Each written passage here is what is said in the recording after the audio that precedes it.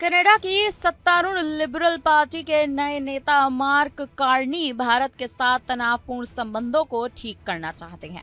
जी हाँ, हाल के समय से भारत और कनाडा के राजनीतिक रिश्तों में खासा खटास आई है, लेकिन माना अब ये जा रहा है कि पार्टी के नए नेता मार्क कार्नी भारत के साथ अपने देश के रिश्ते बेहतर करना चाहते हैं। दरअसल 59 वर्षीय कार्नी कनाडा के अगले प्रधानमंत्री बनने वाले हैं। जी हाँ, नई दिल्ली और ओटावा के व्यापारिक संबंधों में विविधता लाने पर ध्यान केंद्रित कर रहे हैं। मार्क कार्नी ने लिबरल पार्टी के नेतृत्व चुनाव में 85% से ज्यादा वोट हासिल किए, जिसके बाद उन्होंने प्रधानमंत्री बनने की दौड़ भी जीत ली। ये पद उन्हें जस्टिन ट्रूडो के इस्तीफे के बाद मिलेगा। बता दें कि चुनाव से पहले मीडिया से बातचीत के दौरान कार्नी ने कनाडा पर अमेरिकी टैरिफ के प्रभाव पर बात की है।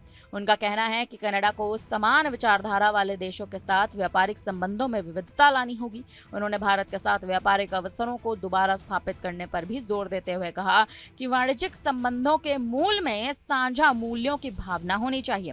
अगर मैं प्रधानमंत्री बनता हूं तो मैं भारत के साथ नए संबंध बनाने के अवसर की भी प्रतीक्षा करूंगा। मार्क कार्नी के प्रधानमंत्री बनने से भारत को अतिरिक्त लाभ भी मिल सकता है। बताया जा रहा है कि वे ओटावा और नई दिल्ली के आर्थिक संबंधों को गहराई से समझते हैं। उनका अर्थशास्त्र और वित्त क्षेत्र में व्यापक अनुभव है।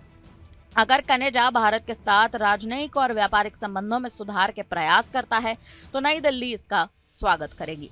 इसके अलावा कनाडा भारतीय प्रवासियों के लिए एक प्रमुख गंतव्य है, इसीलिए भारत कनाडा के नए नेतृत्व से व्यावृजन नियमों से संभावित प्रतिबंधों को भी हटाने, वीजा मानकों को आसान बनाने पर भी चर्चा की जा सकती है।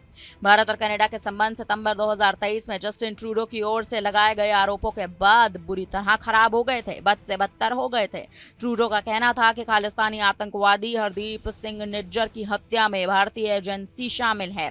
नई दिल्ली ने इन आरोपों को निराधार बताया, बार बार खारिज भी कर दिया। इसके बाद दोनों देशों ने एक दूसरे के राजनयिकों को भी निष्कासित कर दिया और ओटावा ने अर्ली प्रोग्रेस ट्रेड अग्रीमेंट को भी रोक दिया, जो साल 2023 में पूरा होने वाला था। फिलहाल भारत और कनाडा के रिश्ते बद से बदतर हैं, लेकिन नए प्रधानमंत्री अगर दोनों देशों के राजनीतिक रिश्तों को बेहतर कर लेते हैं तो स्थिति आने वाले समय में बदल सकती है।